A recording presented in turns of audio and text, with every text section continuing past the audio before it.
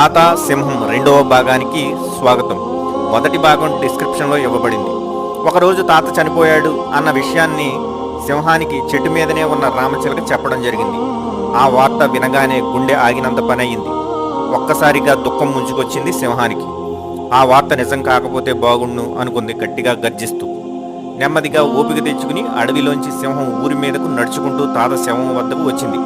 గ్రామస్తులు ఒక్కసారిగా భయంతో వెనక్కి వెళ్ళిపోయారు. కానీ సింహం నెమ్మదిగా బాధతో తాత శవం వద్దకు వచ్చి తాతా లే అంటూ తన భాషలో గట్టిగా గర్జిస్తూ అని అరిచింది. సింహం నెమ్మదిగా కొంచెం ముందుకు వచ్చి తాత శరీరానికి కప్పిన తెల్లటి వస్త్రాన్ని తన నోటితో లాగి తన ముఖాన్ని శోకంతో చూసింది. ఊరంతా సింహం బాధను చూడలేకపోయారు. గ్రామస్తులు ధైర్యంతో చేసేది ఏమీ లేక ఆ పొలంలోనే తాతను సమాధి చేశారు. మరి తర్వాత ఏం జరిగింది, సింహం ఏం చేసింది అనేది మూడో భాగంలో చూద్దాం.